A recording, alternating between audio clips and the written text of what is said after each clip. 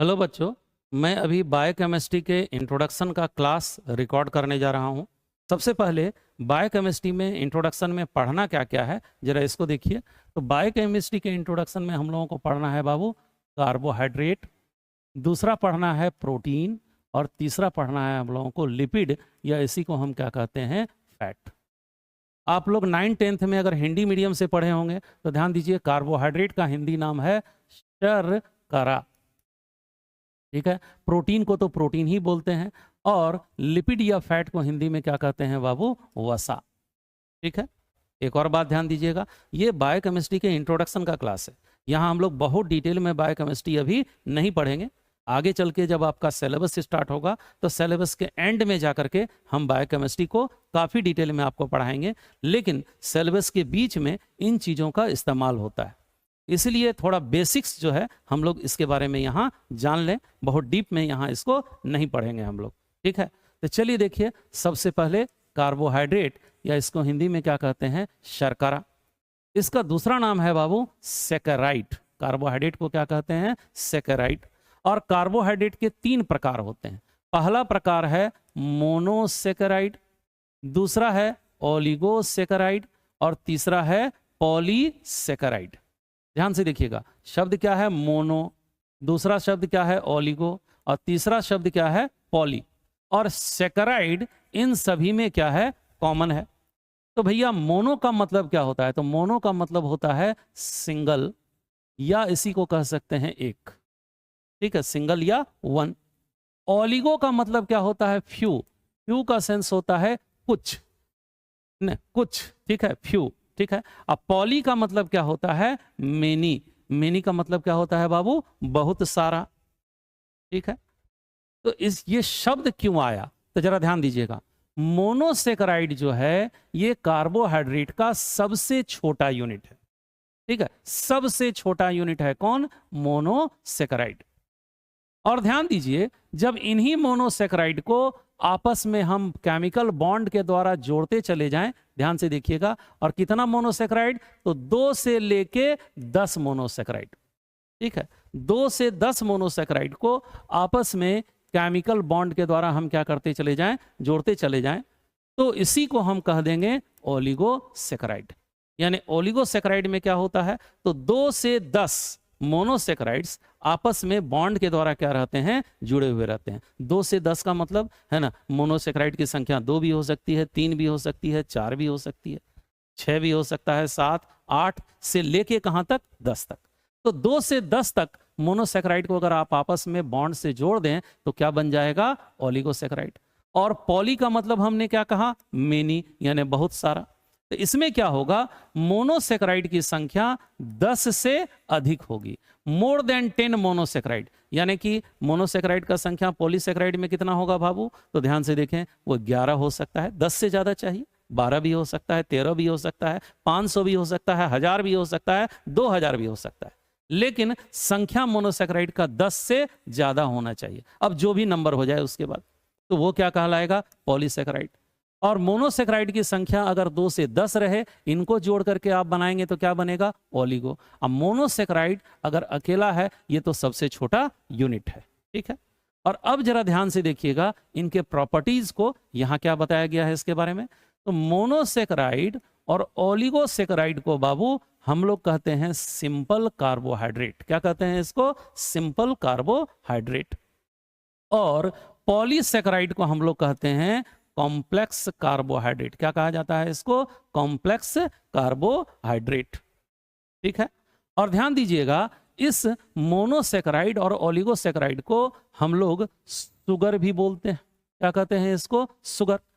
अच्छा, क्यों सुगर बोलते हैं, क्योंकि मोनो और ओलिगोसेकेराइड का टेस्ट कैसा होता है, मीठा, स्वीट टेस्ट होता है। यही कारण है इस मोनो और ओलिगोसेकेराइड को हम लोग क्या कहते हैं, सुगर कहते हैं। और ध्यान दीजिएगा, ये पॉलीसेकेराइड जो है बाबू, इस पॉलीसेकेराइड को हम लोग नॉन सुगर बोलते हैं। ये सुगर नहीं कहलाते हैं, है कार्बोहाइड्रेट लेकिन सुगर नहीं कहलाएंगे। अच्छा, नॉन सुगर बोलने का कारण क्या है, इनका टेस्ट मीठा नहीं होता है, दे आर नॉट स्वीट, है ना। यही कारण है कि इनको हम क्या कहेंगे, नॉन सुगर कहेंगे। ठीक है। और कुछ प्रॉपर्टी देखिए इसका कि मोनो और ओलिगोसैकेराइड जो हैं बाबू, है ना, they are soluble in water, ये पानी में घुलनशील होंगे। ध्यान से देखिएगा, ये पानी में घुलनशील होंगे, पानी में आसानी से डिसॉल्व हो जाएंगे, घुल जाएंगे। ठीक है। लेकिन ये पॉलीसैकेराइड, है ना, जिसको कॉम्प्लेक्स कार्बोहाइड्रेट बोलते हैं, ये पानी में इनसॉल्युबल होता है, यानी अघुलनशील होता है, ये पानी में डिसॉल्व नहीं करते हैं। ठीक है। और एक और बात जानिएगा कि ये जो मोनोसैकेराइड और ओलिगोसैकेराइड हैं, ये ऑप्टिकली एक्टिव होते हैं, जबकि पॉलीसैकेराइड ऑप्टिकली इनएक्टिव होते हैं। तो ध्यान दीजिएगा, ऑप्टिकली एक्टिव होने का क्या मतलब है और ऑप्टिकली इनएक्टिव होने का मतलब क्या है। तो ध्यान से देखिए, ये मोनो और ओलिगोसैकेराइड ऑप्टिकल आइसोमेरिज्म शो करते हैं। यही कारण है कि इनके बारे में लिखा ये ऑप्टिकली एक्टिव होते हैं, जबकि पॉलीसैकेराइड जो है बाबू, ये ऑप्टिकली इनएक्टिव है, मतलब ये ऑप्टिकल आइसोमेरिज्म शो नहीं करते हैं। अब आप बोलिएगा ये ऑप्टिकल आइसोमेरिज्म होता क्या है, इसका मतलब क्या होता है, तो ये मुझे नहीं पढ़ाना है। ये ऑप्टिकल आइसोमेरिज्म या आइसोमेरिज्म टॉपिक आपके केमिस्ट्री में है, खासकर जो ऑर्गेनिक केमिस्ट्री आपको टीचर पढ़ाएंगे वो वहाँ डिटेल में पढ़ाएंगे इसके बारे में, ये मुझे नहीं पढ़ाना है। ठीक है। हाँ, खाली इतना जान लीजिए कि ये मोनोसैकेराइड और ओलिगोसैकेराइड जो हैं ऑप्टिकल आइसोमेरिज्म शो करते हैं, ऑप्टिकली एक्टिव कहलाएंगे ये, और ये पॉलीसैकेराइड ऑप्टिकल आइसोमेरिज्म शो नहीं करते हैं, तो ये क्या होंगे बाबू, ऑप्टिकली इनएक्टिव होंगे। और ऐसे भी ये फिलहाल हमारे लिए बहुत इंपॉर्टेंट चीज़ नहीं है, हमारे लिए यहाँ ज़्यादा इंपॉर्टेंट है कि मोनो और ओलिगोसैकेराइड को शुगर क्यों कहते हैं, क्योंकि ये स्वीट टेस्ट का है। दूसरा, पॉलीसैकेराइड को हम लोग नॉन शुगर क्यों कहते हैं, क्योंकि ये इट इज़ नॉट स्वीट, क्योंकि ये मीठा नहीं है। दूसरा, ये मोनो और ओलिगोसैकेराइड है ना, पानी में घुलनशील होते हैं, सॉल्युबल होते हैं वाटर में, जबकि पॉलीसैकेराइड जो है पानी में इनसॉल्युबल होते हैं, ये पानी में डिसॉल्व नहीं करते हैं। ये ज़्यादा इंपॉर्टेंट है। एक और बात ध्यान दीजिएगा, मोनोसैकेराइड और ओलिगोसैकेराइड को हम लोग ग्लाइकोसिस बोलते हैं। क्या बोलते हैं बाबू, ग्लाइकोसिस, जबकि पॉलीसैकेराइड को हम लोग कहते हैं ग्लाइकेंस। क्या बोला जाता है इसको, ग्लाइकेंस बोला जाता है। तो इस टर्म को भी थोड़ा ध्यान दीजिएगा। ठीक है। अब चलिए, इसमें से हम लोगों को सबसे पहले अब स्टार्ट करना है मोनोसैकेराइड के बारे में। ठीक है। तो अब चलिए देखते हैं हम लोग मोनोसैकेराइड। ठीक है। अभी हम बोले मोनोसैकेराइड क्या है, कार्बोहाइड्रेट का सबसे छोटा यूनिट। ठीक है। अब ध्यान से देखिएगा, मोनोसैकेराइड का जनरल फॉर्मूला कैसा होता है। यहां ध्यान से देखिए, आप लोग पहले इसको पढ़े भी होंगे, तो ध्यान से देखिएगा, मोनोसैकेराइड का जनरल फॉर्मूला होता है CnH2n और ON। ठीक है। ये इसका जनरल फॉर्मूला है। CN का मतलब ये कार्बन का संख्या बताएगा, है ना। हाइड्रोजन का संख्या कितना होगा, तो जितनी कार्बन की संख्या होगी उससे 2 गुनी संख्या किसकी होगी, हाइड्रोजन की, और जितना कार्बन का संख्या होगा उतना ही संख्या किसका होगा, ऑक्सीजन का। ठीक है। जैसे सपोज करिए कि कार्बन का संख्या अगर 6 है तो हाइड्रोजन का संख्या कितना हो जाएगा, 12, और ऑक्सीजन का संख्या कितना हो जाएगा, 6। आप पढ़े होंगे C6H12 और O6, ये किसका फॉर्मूला है बाबू, ग्लूकोज का फॉर्मूला है। ठीक है। तो जो भी मोनोसैकेराइड होगा उसका बेसिक फॉर्मूला यही होता है, CnH2n और ON। कार्बन का जितना नंबर, हाइड्रोजन का उससे 2 गुना संख्या होगा, और ऑक्सीजन का उतना ही संख्या होगा जितना कार्बन का संख्या होगा, अगर कुछ एक्सेप्शन को छोड़ दें तो। ठीक। तो अब देखिए, यहां पर मोनोसैकेराइड के टाइप यहां बताए गए हैं। ठीक है। किस आधार पर, तो उनमें कार्बन की संख्या कितनी है, उस आधार पर मोनोसैकेराइड के अलग अलग टाइप होते हैं। और मोनोसैकेराइड चूंकि ऑप्टिकल आइसोमेरिज्म शो करता है, तो इसके 2 फॉर्म होते हैं। एक फॉर्म होता है बाबू अल्डोज यानी अल्डिहाइड फॉर्म, और एक फॉर्म होता है कीटोज यानी कौन सा फॉर्म, कीटो फॉर्म। ठीक है। जरा ध्यान से देखिएगा। अब बोलेगा सर ये अल्डिहाइड का मतलब क्या है, ये कीटोन का मतलब क्या है, तो इस सब पे ज्यादा ध्यान मत दीजिए, है ना। कार्बनिक रसायन के शिक्षक जो होंगे, जो ऑर्गेनिक केमिस्ट्री आपको पढ़ाएंगे, वो अच्छी तरह से ये चीज आपको समझा देंगे। यहाँ पर हमको इन जगहों पे ज्यादा फोकस नहीं करना है। हाँ, इतना जान लीजिए कि भाई ये जो मोनोसैकेराइड हैं, इनके 2 फॉर्म हैं, एक अल्डिहाइड फॉर्म और एक कौन सा फॉर्म, कीटो फॉर्म। आपको ध्यान कहाँ ज्यादा देना है वो हम आगे आपको बताएंगे। ठीक। चलिए देखिए, सबसे पहला यहां पर क्या है, जरा ध्यान से देखोगे, कि हमने कहा कार्बन की संख्या कितनी है उस आधार पर मोनोसेक्राइड का टाइप होता है। जैसे देखो, अगर कार्बन का संख्या 2 होगा तो मोनोसेक्राइड को हम कहेंगे डायोज। डाई का मतलब क्या होता है? 2। अगर कार्बन का संख्या 3 होगा तो मोनोसेक्राइड को हम कहेंगे ट्रायोज। ट्राई का मतलब क्या होता है? 3। अगर कार्बन का संख्या 4 होगा तो उस मोनोसेक्राइड का नाम होगा टेट्रोज। टेट्रा का मतलब क्या होता है? 4। अगर है ना कार्बन का संख्या 5 होगा तो उस मोनोसेक्राइड को हम लोग कहेंगे पेंटोज। पेंटा मतलब क्या होता है? 5। और अगर मान लो कि इसकी संख्या 6 है कार्बन की, तो इस है ना मोनोसेक्राइड का नाम क्या होगा? हेक्सोज। हेक्सा मतलब 6।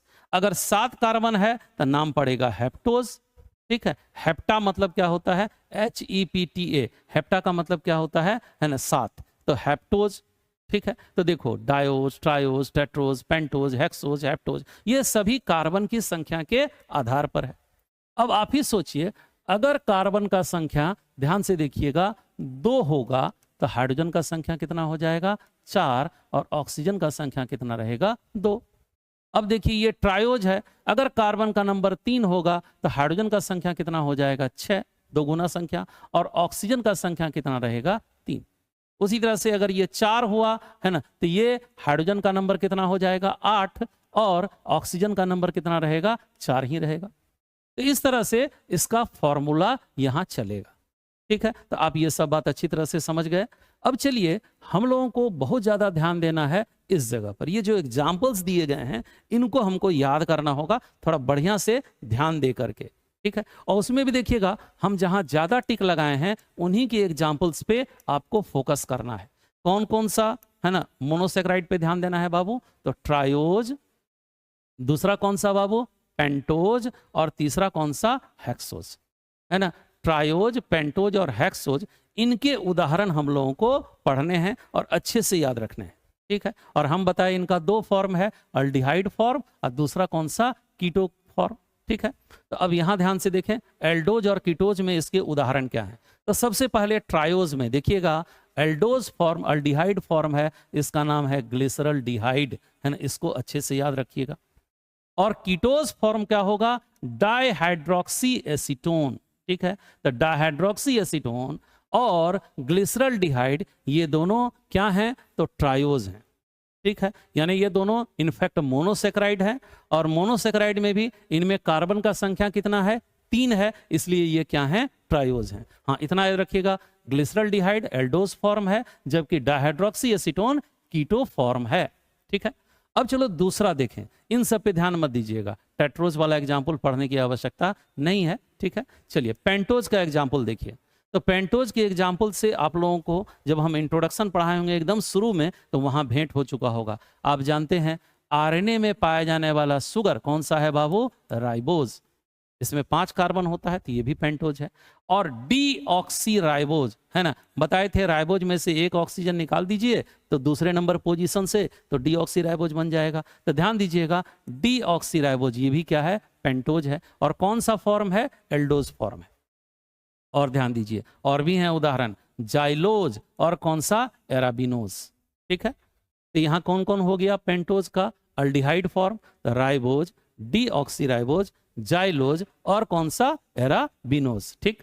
अब ध्यान दीजिएगा, यहां इसी का कीटो फॉर्म कौन कौन सा है? तो 2 है। राइबोज का देखिएगा राइबोलोज, क्या नाम है? देखो, राइबोलोज। और उसी तरह से जाइलोज का देखोगे क्या है बाबू? जाइलूलोज। है ना, ये इसका कौन सा फॉर्म है? कीटो फॉर्म है। ठीक। लेकिन हमारे लिए सबसे ज्यादा इंपॉर्टेंट है, पहले याद हो जाए राइबोज और डीऑक्सीराइबोज, उसके बाद जाइलोज, एराबिनोज, और देन इसी का फॉर्म बदल दीजिए, तो राइबोज से राइबोलोज और जाइलोज से जाइलूलोज। क्लियर है। और एक और बात, इसको एक बार बैठ के रट्टा मारने का जरूरत नहीं है ना, इसको बार बार क्या करना है? रिपीट करना है, अपने आप याद हो जाएगा। और हम जहां ज्यादा टिक लगा रहे हैं उसी को आपको याद करना है, जहां कम टिक लगाया गया है उस सब के बारे में ध्यान नहीं देना है। जैसे देखिएगा, टेट्रोज का एरिथ्रोज है, ये हमारे लिए बहुत ज्यादा मायने नहीं रखता है, ये आगे भी पढ़ते समय कहीं पर आने होने वाला नहीं है। एक जगह फोटोसिंथेसिस में ये आता है, लेकिन इसका भी महत्व अब हमारे लिए नहीं रहा। ठीक है। चलिए अब देखोगे हेक्सोज। तो इसका सबसे पहला उदाहरण क्या है? ग्लूकोज। किस फॉर्म में बाबू? एल्डोज फॉर्म में। तो ग्लूकोज ये बहुत फेमस एग्जाम्पल है, सबको इसको जानते हैं। इसी का दूसरा फॉर्म है ना, दूसरा एग्जाम्पल है गैलेक्टोज, और तीसरा एग्जाम्पल है मैनोज। ठीक है, ये सभी क्या है बाबू? हेक्सोज के उदाहरण हैं। सभी के फॉर्मूले सेम होंगे, सभी का फॉर्मूला सेम होगा, हाँ रचनात्मक अंतर होगा इन सभी में। ठीक है, तो ध्यान दीजिएगा, ग्लूकोज, गैलेक्टोज और मैनोज, ये किसका एग्जाम्पल है? हेक्सोज। कौन सा फॉर्म? एल्डोज। ठीक है, और ध्यान दीजिएगा इसी ग्लूकोज का आइसोमेरिक फॉर्म होता है यहां पर फ्रक्टोज, है ना। कौन सा फॉर्म है बाबू? ये कीटो फॉर्म है। और फ्रक्टोज के बारे में बहुत इंपॉर्टेंट एक बात कि this is the sweetest sugar, ये सबसे मीठा शुगर है। शुगर किसको बोले थे? मोनोसेक्राइड, और किसको? ओलिगोसेक्राइड, दोनों को मिला के शुगर बोले थे। इसलिए शुगर बोले थे क्योंकि इनका टेस्ट कैसा था? मीठा था। ठीक है, और याद रखें कि fructose is the sweetest sugar, सबसे मीठा शुगर है, ये आपको याद रहना चाहिए अच्छे से। और दूसरा ध्यान दीजिए, फ्रक्टोज इसलिए नाम पड़ा because it is found inside fruit, इसलिए इसको हम फ्रूट शुगर भी बोलते हैं, फल में पाया जाने वाला शुगर। ठीक है, तो ये एग्जाम्पल है। तो आप ध्यान दीजिएगा, ट्रायोज का एग्जाम्पल क्या था? ग्लिसरॉल्डिहाइड। उधर कौन सा है बाबू? Dihydroxy acetone. पेंटोज का एग्जाम्पल क्या है? Ribose, deoxyribose, xylose, arabinose. और इधर कौन सा था? तो हमने कहा था राइबोज का राइबुलोज और जाइलोज का जाइलुलोज। ठीक है, उसके बाद ध्यान से देखिएगा, हेक्सोज, इसके उदाहरण कौन है? तो ग्लूकोज, गैलेक्टोज, मैनोज। ये कौन सा फॉर्म है? Aldose form. और देखिएगा इसी ग्लूकोज का आइसोमेरिक फॉर्म है यहां fructose, and fructose is the sweetest sugar, सबसे मीठा शुगर। ठीक है, और ध्यान दीजिएगा इसको फ्रूट शुगर भी हम बोलते हैं। और ये जो नेक्स्ट एग्जांपल है इसके बाद, इसको याद करने की आवश्यकता नहीं है। इसी तरह से देखो हेप्टोज, ध्यान से देखिएगा, हेप्टोज का एग्जाम्पल क्या है? जैसे गैलेक्टोहेप्टोज हमको याद नहीं करना है, ग्लूकोहेप्टोज याद नहीं करना है, स्यूडोहेप्टुलोज ये भी पहले फोटोसिंथेसिस चैप्टर में डिटेल में जब पढ़ते थे ना तो वहाँ ये कंपाउंड आता था, लेकिन अब इसका भी हमारे लिए महत्व नहीं है क्योंकि एनसीईआरटी ने इन सब चीज़ों पर कहीं कोई चर्चा ही नहीं किया है। लेकिन जितने उदाहरण हम आपको बताए ट्रायोज के, है ना, पेंटोज के और हेक्सोज के, ये बाबू आपको याद होने चाहिए। इनमें से कई को आप पहले से जान रहे हैं और कुछ को थोड़ा यहाँ ध्यान देके अच्छे से याद रखना है। ये सभी क्या हैं? मोनोसेक्राइड हैं। और किस आधार पे बांटे गए हैं? तो इनमें कार्बन की संख्या कितनी है। क्लियर है? चलिए अब इससे आगे थोड़ा सा हम लोग जानने का कोशिश करते हैं, जरा ध्यान से देखिएगा।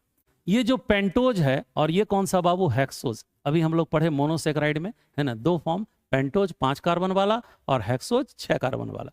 ये जो पेंटोज हेक्सोज हैं, it can exist in 2 form. कौन सा? ओपन चेन फॉर्म, और कौन सा फॉर्म भैया? Ring form. ध्यान दीजिएगा, ये ओपन चेन के फॉर्म में भी रहेंगे, रिंग फॉर्म में भी रहेंगे। तो ओपन चेन का मतलब क्या है? ये रिंग नहीं बनाएंगे, देखिए इस तरह से ये रिंग नहीं बनाएंगे। ठीक है, और रिंग फॉर्म का मतलब क्या हुआ? तो देखिए ये रिंग बना रहे हैं, यहाँ पर भी क्या बन रहा है? रिंग बन रहा है। यहाँ पर भी क्या बन रहा है? रिंग बन रहा है। तो हम लोगों को यहाँ मतलब है फिलहाल किस फॉर्म से? रिंग फॉर्म से। तो रिंग फॉर्म जो होता है बाबू, है ना, कैसा होता है? 2 टाइप का, पैरानोज रिंग। कौन सा रिंग है बाबू? पैरानोज रिंग। और दूसरा रिंग का नाम है फ्यूरानोज रिंग। कौन सा रिंग है? Furanose ring. ध्यान से देखिएगा, पैरानोज रिंग, है ना, और फ्यूरानोज रिंग में क्या अंतर है, इसी को हम लोगों को थोड़ा समझना है। तो जरा ध्यान से देखिएगा, पैरानोज रिंग के अंदर क्या होता है? रिंग के अंदर एक ऑक्सीजन होगा और रिंग के अंदर कार्बन की संख्या कितनी होगी? 5 होगी। देखिए कौन कौन कार्बन है? 1 2 3 4 और 5।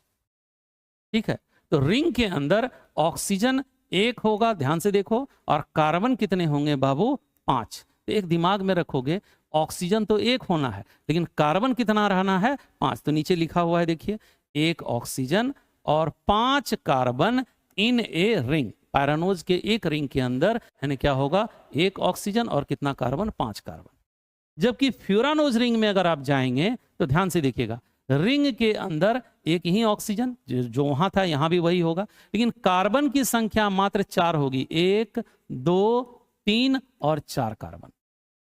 ठीक है, 4 ही कार्बन रहेंगे। इधर भी देखिएगा, रिंग के अंदर ऑक्सीजन 1 है और कार्बन की संख्या 1 2 3 और कितनी है 4। अब बोलेगा सर यहाँ तो 2 लिखा है, वो तो सीरियल नंबर के आधार पे 2 लिखा है, लेकिन रिंग के अंदर 1 2 3 और 4 ही कार्बन है।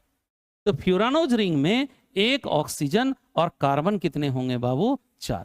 इसका मतलब ये हुआ कि पैरानोज रिंग और फ्यूरानोज रिंग, इन दोनों में एक बात कॉमन है कि भैया रिंग में ऑक्सीजन की संख्या सभी में कितनी है? 1 है, चाहे वो पैरानोज हो चाहे फ्यूरानोज हो। हाँ, डिफरेंस किस बात का है? कार्बन का। तो यहां पर रिंग में 5 कार्बन है रिंग के अंदर, और यहां रिंग के अंदर कितने कार्बन हैं? 4 कार्बन। तो एक दिमाग में बैठा लो, दोनों के रिंग में ऑक्सीजन सिंगल सिंगल होगा, 1 ऑक्सीजन होगा, लेकिन कार्बन का नंबर क्या होगा? 1 में 5 और 1 में 4। तो भाई 5 किस में होगा? तो जरा शब्द को सुनो, थोड़ा टेक्निक बनाओ। पायरा, दिमाग में बैठा लो 5। पायरा मतलब क्या हुआ?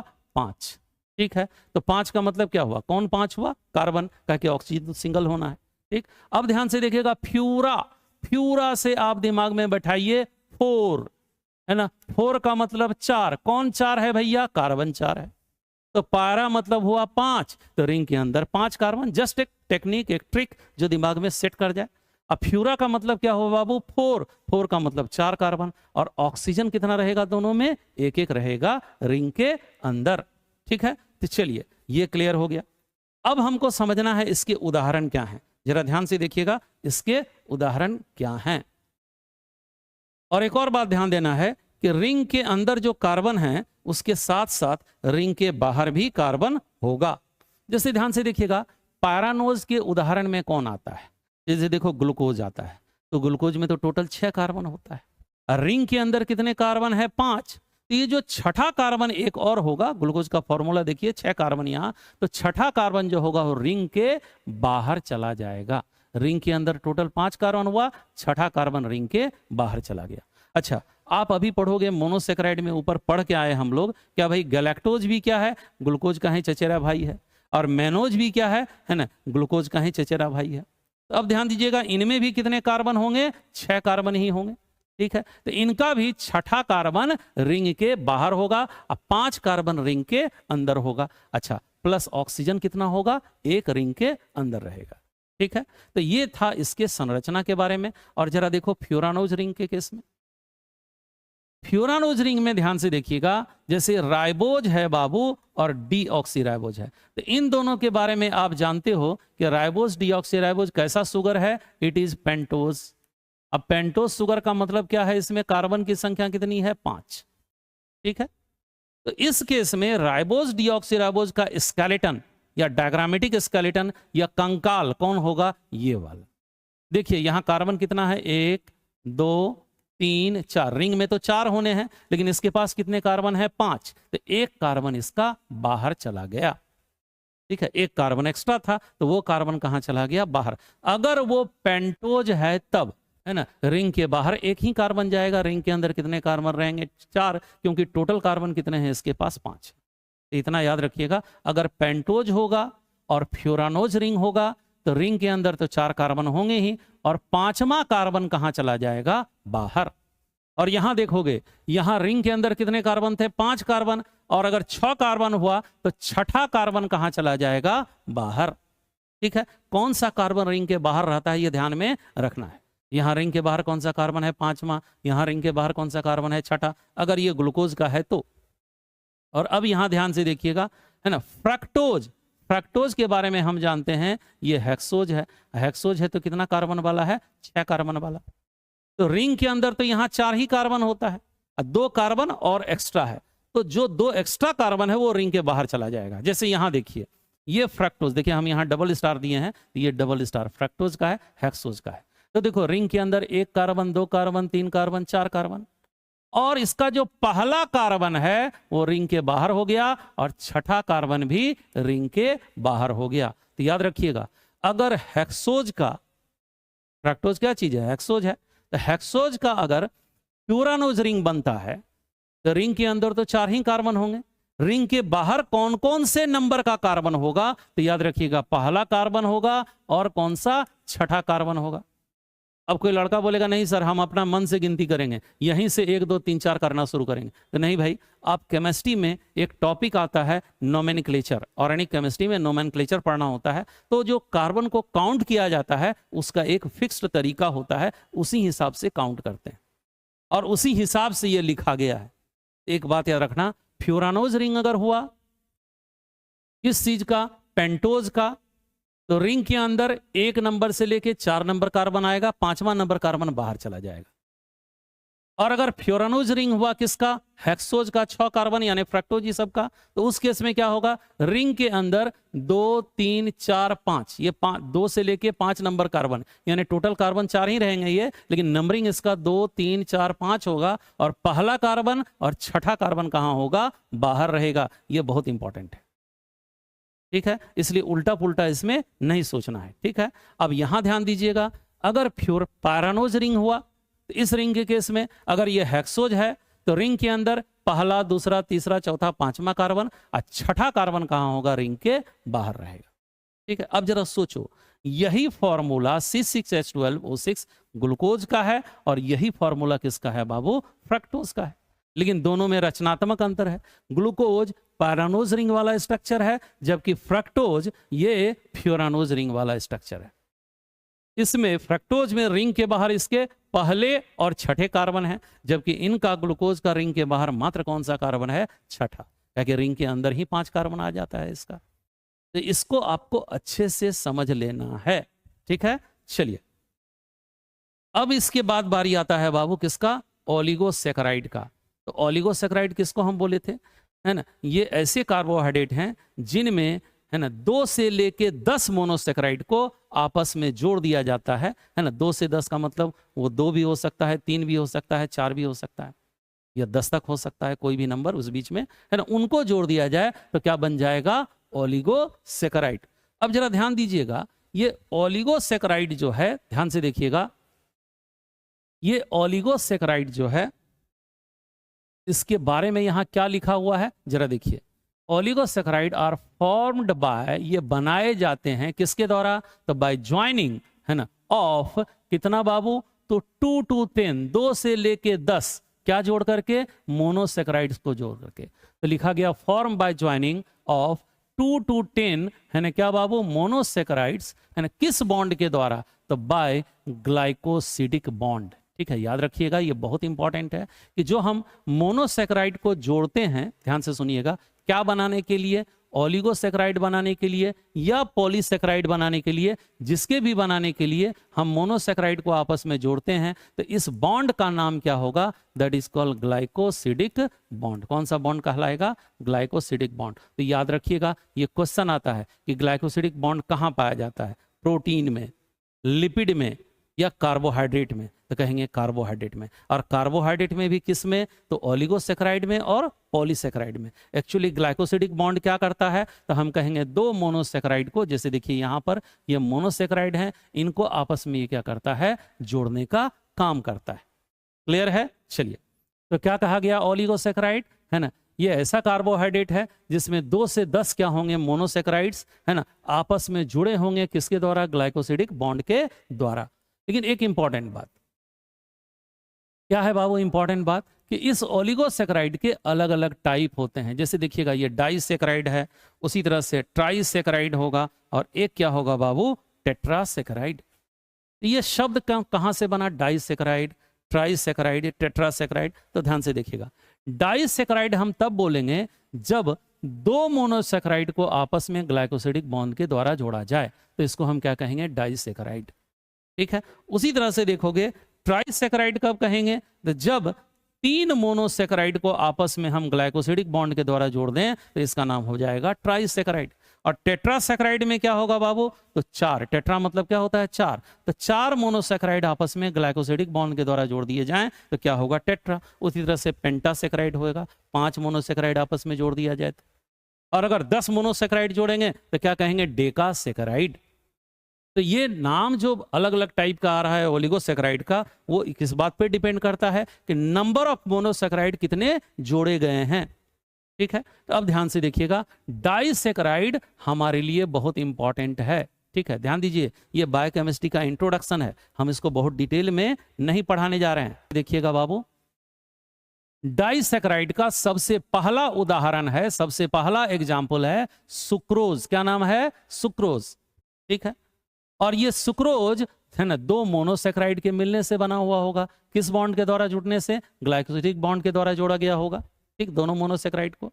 तो सुक्रोज में पाए जाने वाले दो मोनोसेक्राइड कौन कौन है बाबू? तो एक है ग्लूकोज और दूसरा है फ्रक्टोज। याद रखिएगा, एक ग्लूकोज और एक क्या होगा? फ्रक्टोज। ठीक है, और ध्यान दीजिएगा इसमें नीचे LD, C1, C2 है ना, BD, ये क्या है इसके ऊपर अभी ध्यान नहीं देना है, ये सब जब हम डिटेल में पढ़ाएंगे तब वहां उसके बारे में बताएंगे। फिलहाल बहुत ज्यादा ध्यान इस पे मत दीजिए। ठीक है, बस खाली ये याद रखना है कि सुक्रोज किसके मिलने से बना है? एक ग्लूकोज और एक फ्रक्टोज है ना, आपस में जुड़ने से कौन सा बॉन्ड जोड़ेगा इसको? तो ग्लाइकोसिडिक बॉन्ड। ये नाम याद रखिएगा, बहुत इंपॉर्टेंट है।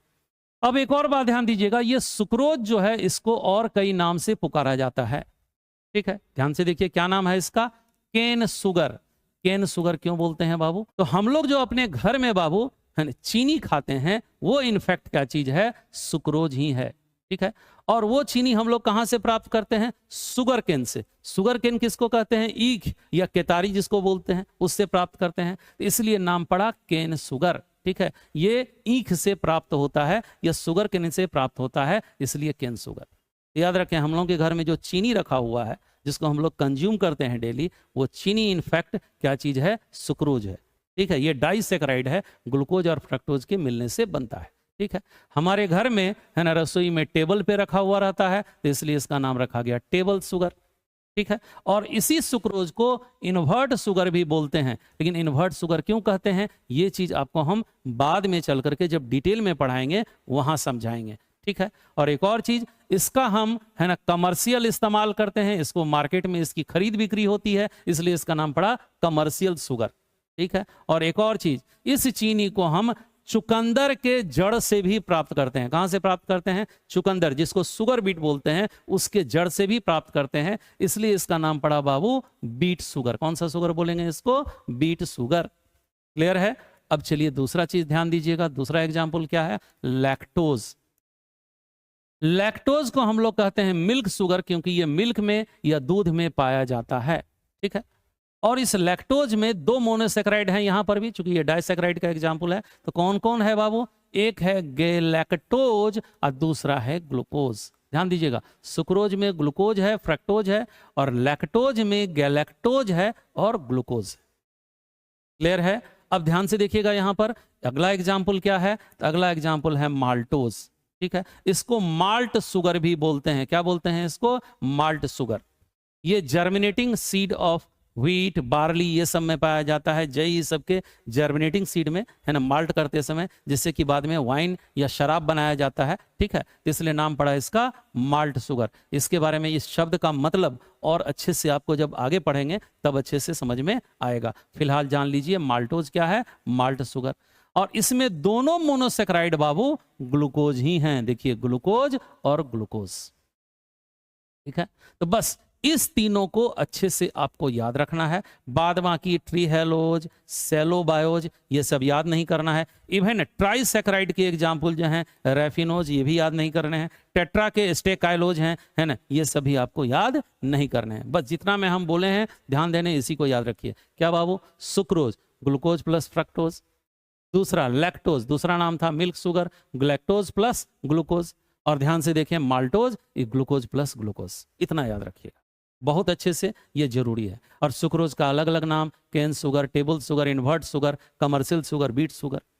ठीक है, उसी तरह से लैक्टोज का मिल्क सुगर, माल्टोज का माल्ट सुगर, और ऊपर में हम लोग पढ़े थे फ्रक्टोज मोनोसेक्राइड में, तो उसका दूसरा नाम था फ्रूट सुगर। ये सब अच्छे से याद रखिएगा। ठीक, ये एक तरह से जनरल नॉलेज है आप लोगों का, बहुत डीप में हम आपको नहीं बता रहे हैं। एक और बात ध्यान दीजिएगा यहाँ पर बाबू, याद रखने का ट्रिक क्या है? तो देखो, इन सभी में, इन तीनों में एक बात देखोगे, एक चीज कॉमन है सुक्रोज में, लैक्टोज में, माल्टोज में, कि ये तीनों क्या हैं? डाइसैकेराइड, दो मोनोसेक्राइड के मिलने से बना है। और इन तीनों में एक चीज एकदम कॉमन है, क्या? कम से कम सभी के पास एक ग्लूकोज है। देखिए इसके पास भी एक ग्लूकोज, सुक्रोज के पास, लैक्टोज के पास भी एक ग्लूकोज, और माल्टोज के पास भी एक ग्लूकोज। और दूसरा कौन है भैया? तो माल्टोज में दूसरा भी ग्लूकोज ही है, यानी माल्टोज का दोनों मोनोसेक्राइड ग्लूकोज ही है। ठीक है, ये अच्छा से बैठा लीजिए और ध्यान से देखिएगा। सुक्रोज, देखिएगा उच्चारण में यहां आर आ रहा है, स्पेलिंग में देखोगे आर, सुक्रोज, और यहां देखोगे फ्रक्टोज आर। ठीक है, तो सुक्रोज में दूसरा मोनोसेक्राइड जो होगा वो फ्रक्टोज होगा। एक याद रखने का ट्रिक दिमाग में, कैसे याद रखें? अच्छा देखिएगा, लैक्टोज, तो यहां दूसरा कौन है? तो देखोगे लैक्टोज ही लिखा हुआ है, यहां तक जो है लैक्टोज ही लिखा है, उसके आगे GA लगा दिए, तो क्या हुआ? गैलेक्टोज। तो लैक्टोज में दूसरा मोनोसेक्राइड जो हुआ वो गैलेक्टोज, और एक तो ग्लूकोज होगा ही। उसी तरह से सुक्रोज में दूसरा मोनोसेक्राइड फ्रक्टोज, आर आर। ठीक है, एक तो ग्लूकोज होगा ही, जबकि माल्टोज में दोनों का दोनों क्या होगा? ग्लूकोज। क्लियर है? अब एक और चीज थोड़ा सा देख लीजिए, जब इतना पढ़ ही लिए हैं तो देखिएगा, ग्लूकोज में यहां C1, C1 मतलब हुआ कार्बन नंबर 1। अब फ्रक्टोज में यहां C2, C2 का मतलब हुआ फ्रक्टोज का कार्बन नंबर 2। ठीक है, इन्हीं दोनों के बीच में बनता है बाबू ग्लाइकोसिडिक बॉन्ड, इसका यही मतलब है। ठीक है, और उसी तरह से देखो लैक्टोज में गैलेक्टोज का C1 और ग्लूकोज का C4, इन्हीं दोनों के बीच में क्या बनता है बाबू? है ना, कार्बन नंबर 1 है ना किसका? गैलेक्टोज का, और कार्बन नंबर 4 किसका? ग्लूकोज का। इन्हीं दोनों के बीच में बनता है क्या बाबू? Glycosidic bond. क्लियर है? और ध्यान से देखिएगा, माल्टोज, माल्टोज में ये वाला ग्लूकोज और ये दूसरा वाला ग्लूकोज, तो पहले वाले ग्लूकोज का कार्बन नंबर 1 और दूसरे वाले ग्लूकोज का कार्बन नंबर 4 है ना, इनके बीच में क्या बनता है? यही ग्लाइकोसिडिक बॉन्ड, जिससे ये क्या बन जाते हैं? डाइसेक्राइड बन जाते हैं।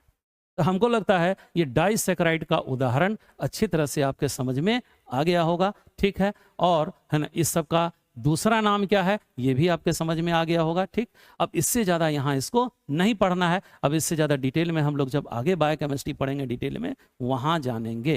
ठीक है, तो आज इस लेक्चर को हम इसी डाइसैकेराइड तक ही एंड करते हैं।